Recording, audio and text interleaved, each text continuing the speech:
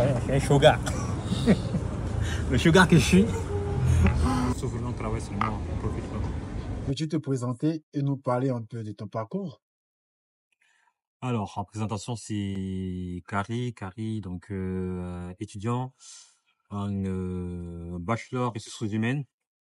Parallèlement, je travaille en restauration et je suis producteur de musique. C'est concernant mon parcours. Déjà, j'ai fait un bac L. Ensuite, je suis parti en fac de droit. Je suis resté 2 ans. Après, je suis parti en école de commerce où j'ai fait un bachelor, un BTS en gestion des entreprises. Et voilà. Qu'est-ce qui t'a poussé à te lancer dans la production musicale? Okay, let's go. En vrai, concrètement, je saurais même pas te le dire, tu vois, dans le sens où moi, j'ai toujours été dans le monde de la musique. Et déjà par mes grands frères et dans ma famille, en tout cas côté garçon, c'est presque tout le monde qui s'est intéressé à la musique. Et il y en a énormément qui l'ont fait. Après, de mon côté, bah, j'ai pas pu le faire dans le sens où, en tout cas, je me trouve pas assez doué pour chanter. Mais c'est étant dit, quand j'étais au lycée ou au collège, j'écrivais des textes. J'aimais bien faire des interprétations. À l'époque, c'était les chansons de l'orpheline. Donc, ouais, c'est un milieu qui m'intéresse, qui me plaît beaucoup. Et vu que je peux pas faire vraiment de la musique, bah, je travaille dans la musique. Ok. Donc, c'est quelque chose que je peux pas vraiment me détacher. Si je peux pas exercer en qualité de musicien, rappeur, bah, je peux quand même produire. Voilà pourquoi je fais la production. D'accord. Est-ce qu'il y a-t-il un événement ou un artiste qui t'aurait particulièrement inspiré? Et un événement qui m'aurait inspiré, Ou oula, un artiste? il y en a tellement que je pourrais même pas citer.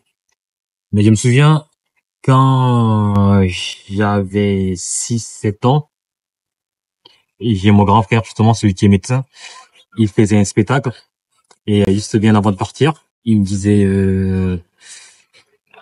au milieu, pendant le refrain, faut que tu viennes et que tu me mettes la chaîne au cou. Ah bon? Ouais, donc en gros, il rappait, et après, quand c'était au moment de chanter le refrain, moi je suis venu avec la chaîne devant un public, il est sorti de ma poche, il est mis au cou, et après il a continué à rapper, moi à côté, et tout c'est derrière lui, et ça c'était un truc de fou. Et là c'était la première fois. Et ensuite avec mon autre grand-père c'était pareil aussi. C'était pareil dans le sens où quand il faisait ses interprétations, où il y avait des parties de Joe, ben il devait venir sur scène pour l'accompagner dans ces parties-là. Donc moi je trouvais si je prenais du plaisir en le faisant. Et donc si ça a été ma connexion avec la musique, et je saurais pas vous laisser expliquer. D'accord. Alors, du coup, on va parler maintenant de ton travail et de ton rôle en tant que producteur. Comment choisis-tu les artistes avec qui tu travailles?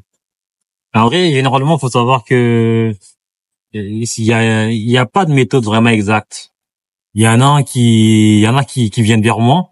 Il y a d'autres que je connais par le biais des amis, des proches qui me disent ah, tiens, il y a un tel, tu devrais écouter, c'est intéressant.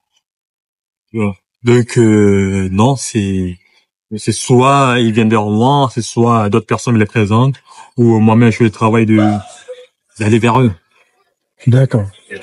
Alors, quel est ton processus pour aider un artiste à développer son projet musical? En vrai, je pense, Quelles sont tes méthodes à toi? c'est à plusieurs niveaux. C'est à plusieurs niveaux. Quand on commence déjà, l'artiste, on voit ce qu'il fait déjà comme musique.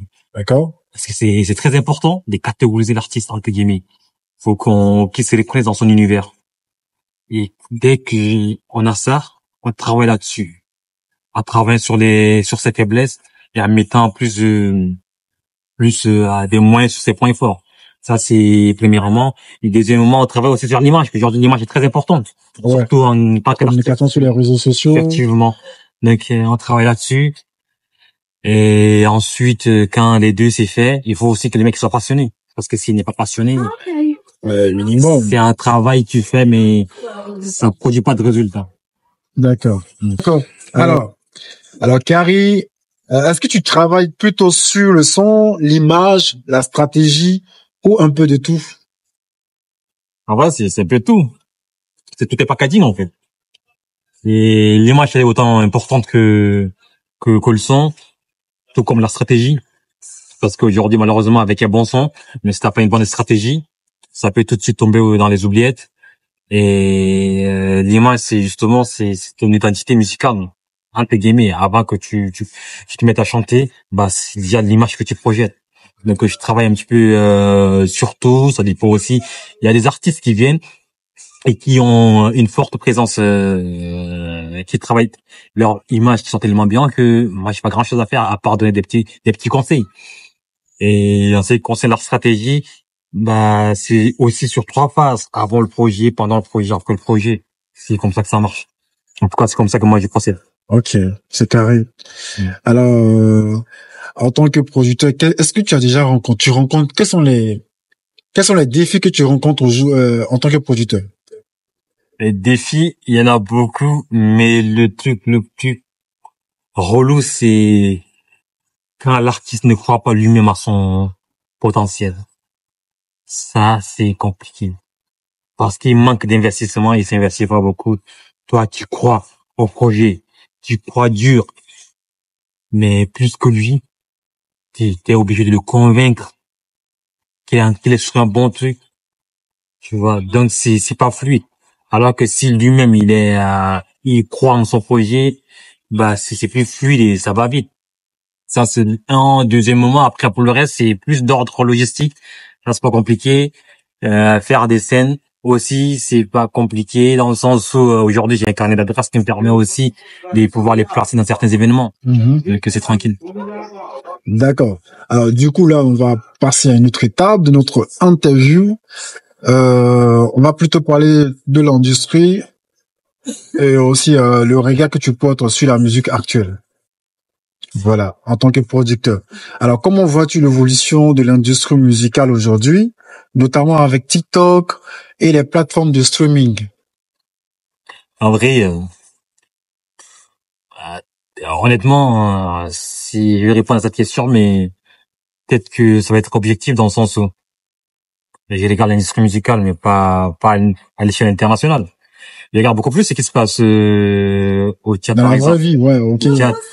Donc je me vois après l'industrie musicale en France, vite fait. Mais au Tchad, c'est là qu'il y a mon centre d'intérêt. C'est là où que je produis mes artistes. Et justement, l'arrivée de TikTok, c'est une aubaine pour les jeunes artistes qui aujourd'hui, même sans producteur, qui peuvent trouver des producteurs grâce à cette plateforme, se former une fanbase grâce à cette plateforme, faire de la communication eux-mêmes sur cette plateforme.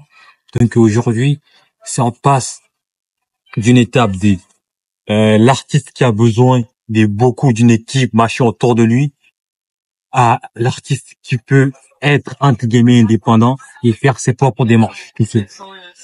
Donc c'est plus que du bénéfice.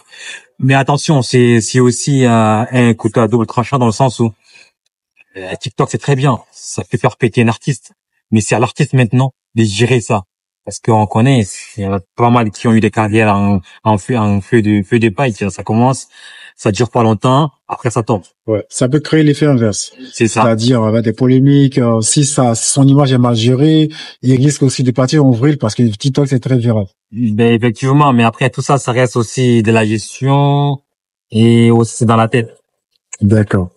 Alors du coup, la seconde question, c'est quel conseil donnerais-tu à un artiste qui débute ou qui cherche à se faire produire?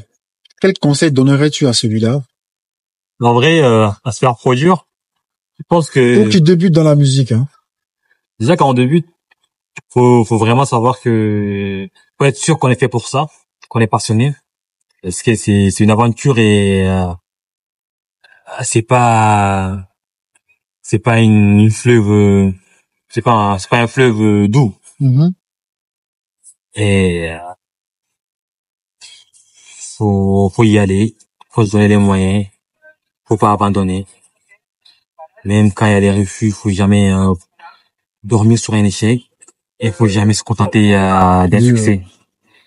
Ok. Et après la production, le producteur, c'est bien d'être produit, mais faut y aller tout seul.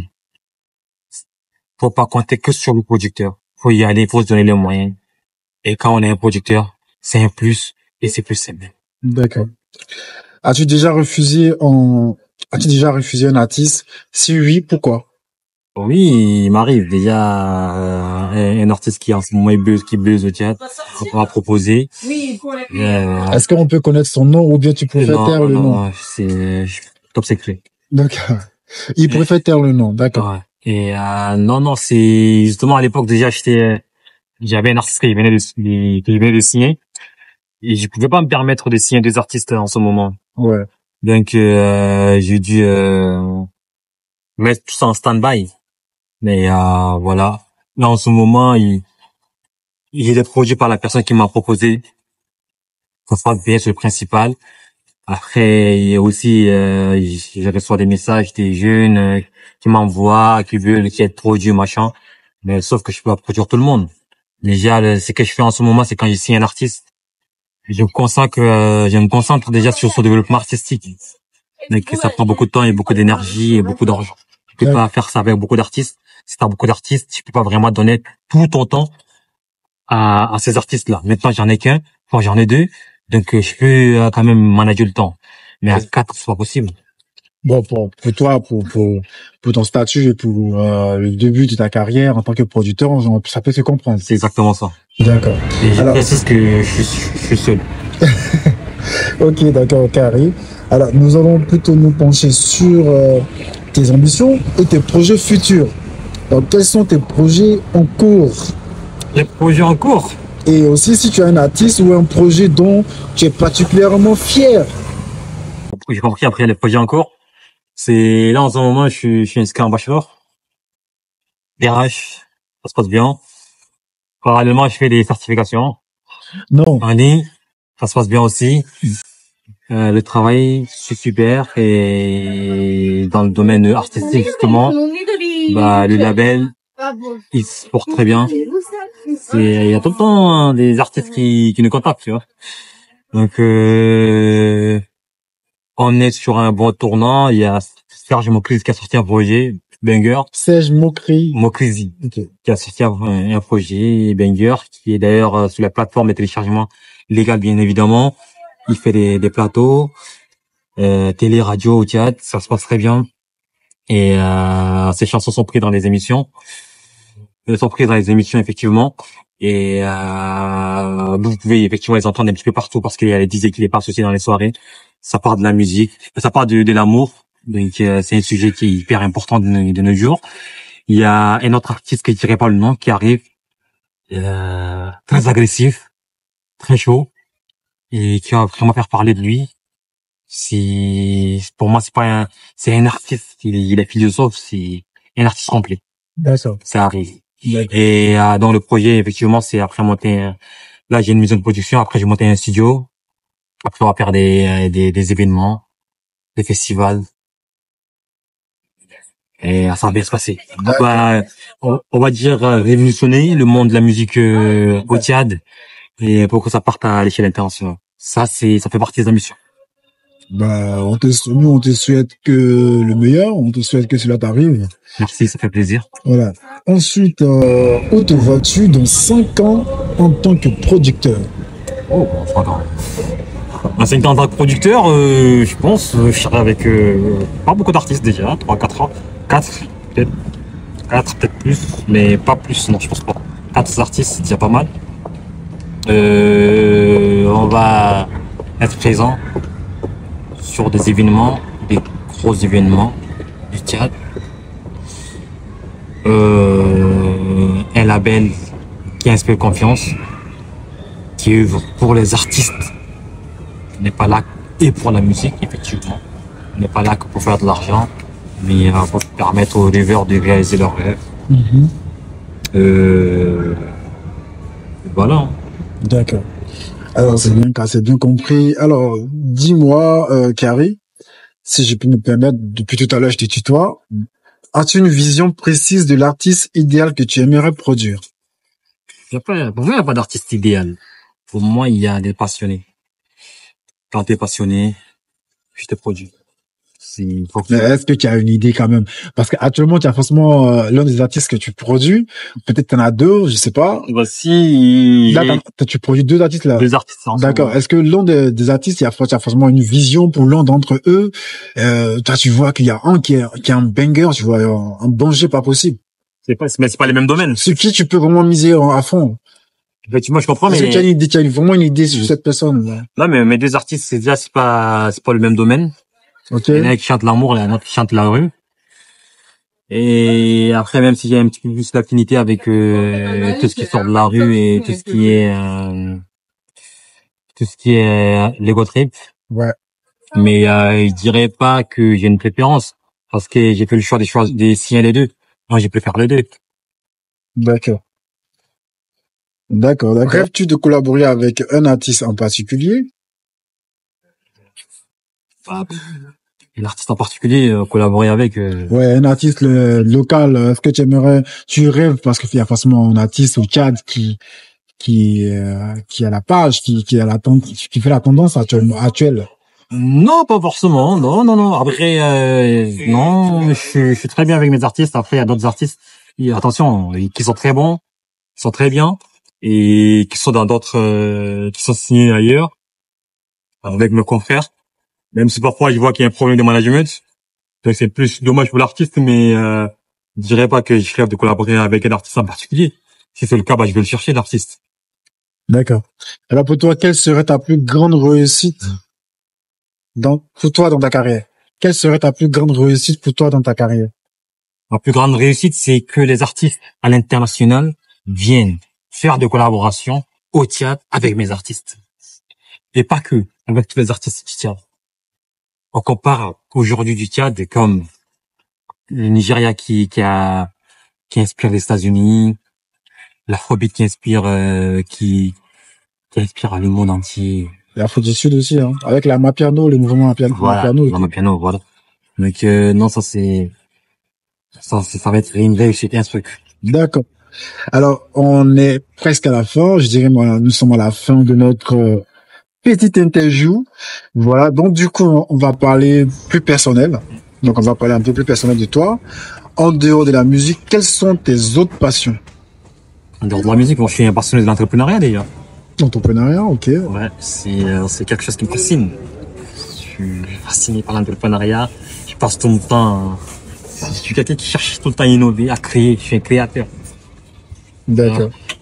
Donc il y a ça. Après, un petit peu le style, pas la mode, mais le style. J'aime bien avoir un style. J'aime bien quand c'est bon. J'aime bien quand c'est élégant.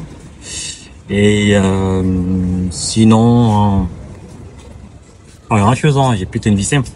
D'accord. Quel est ton plus grand rêve, que ce soit dans la musique ou ailleurs? Ailleurs, après c'est lié. Je t'ai dit que je suis passionné d'entrepreneuriat. Je suis un producteur. Je suis passionné de musique. Passionné d'entrepreneuriat. Certes, j'ai une maison de production, mais je suis aussi sur d'autres projets. Donc je vais faire du business. Et mon plus grand rêve, c'est que ces entreprises marchent que la retraite à 40. Ok. Et nous sommes à la fin. Alors, si tu pouvais donner un conseil à ton toi du passé, ce serait quoi? Regarde, mon mois du passé, je suis très fier de ce mois du passé.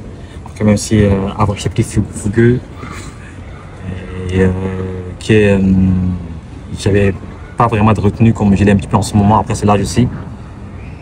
Mais non, c'est pas un conseil, c'est plus des mérites et félicitations pour mon mois du passé. Je pense que je suis très fier depuis. Et que j'espère qu'il viendra en ce mois du présent. Donc je suis fier aussi. Et que ces grains de folie viennent aussi en même temps. Ok.